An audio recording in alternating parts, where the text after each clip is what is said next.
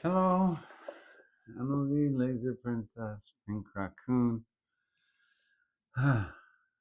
Boy, what a day.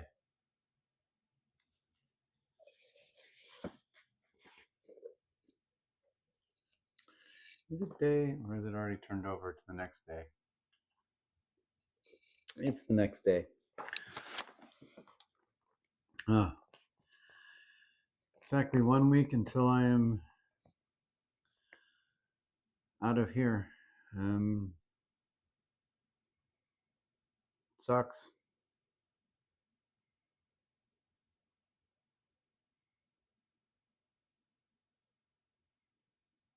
Even as ambivalent as I am towards the very concept of being alive, the prospect of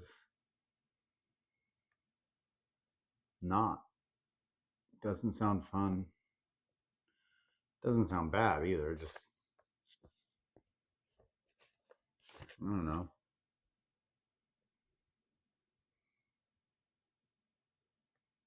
Kind of hoping that I would be able to live again. But, well, oh well. Season 5, episode 22, The Gift. Oh my god, my leg, my leg. Yeah. And when she says that and then does it to that guy, this is good.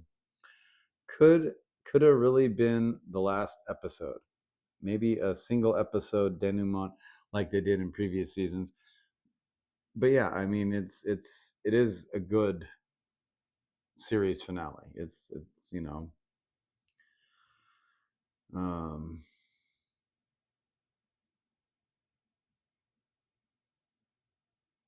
yeah, I mean if they hadn't been complete morons and figured out that there was a giant tower being constructed by escaped mental patients and worked out a way to watch for Ben, and then when Ben is there, have your people sneak in, grab Dawn, and thwart Glory's plans. And then you could have had like I said, a single episode denouement where Willow, Tara, and Buffy are, in costumes fighting supervillains.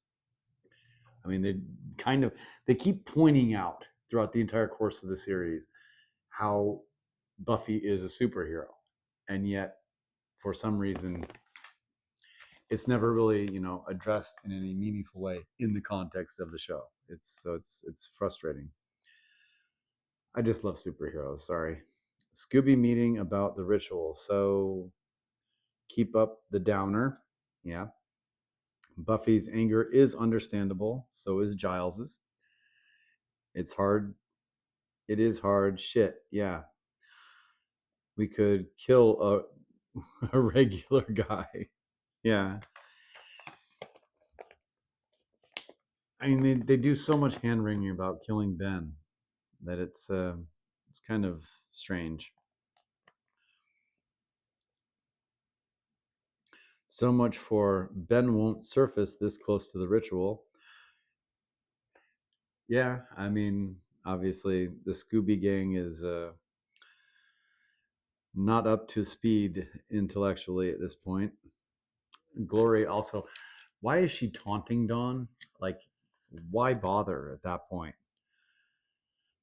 Always love seeing but Bunchy, Buffy punch stuff fast. That's fun. Um,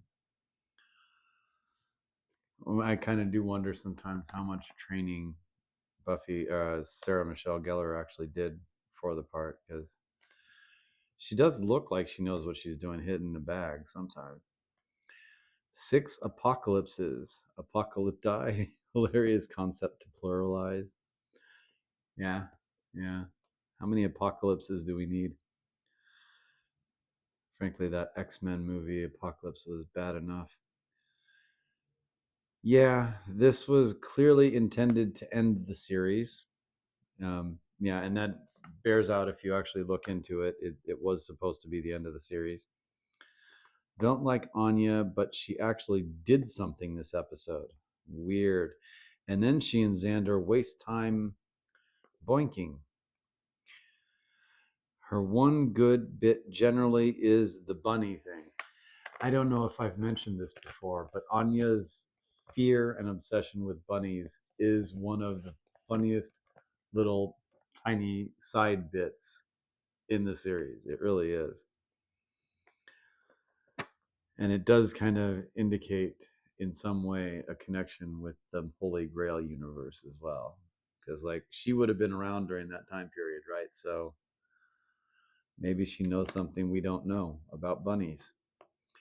It could be a cudgel or a pointy stick. Love Willow. Hard watching her and Tara going through that stuff. It sucks. Really like Tara's PJs. They're very cute.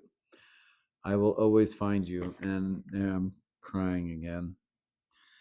Or it was when I was watching it. You know, I don't necessarily cry when I'm reading it, but it does get close sometimes when I'm thinking back and I'm actually like remembering the scene play out. Never say, "What are you gonna do? Hit me?" Or what are you gonna hit me with now? Sound advice. Yeah, definitely. It is just better, generally speaking, not to taunt people or tempt fate. It tends to go badly for you. It's too bad Xander had to do it. It's too bad Xander had to be there in the beginning, honestly. It is so gratifying to see Buffy pummel Glory for a while. Yes. Zero misinformation. Giles and Ben is one of my favorite scenes in the series. As trite and tropey as it is so cathartic. And I know, you know, there's always the person who can do what the good guys can't, but is in fact themselves in some sense a good guy. And but yeah, that was one of the best expressions of that, I think. And Giles just standing there like, yeah, Buffy's not like us. No, she's not. We appreciate you, Giles. The FX on the rip shredding all of the barriers is lame, though. Yeah, it is. It again, not going to talk about FX. It's pointless to do in a show that was made at that point in time because CGI was not up to speed, and everyone knows it. Like Buffy jumping isn't at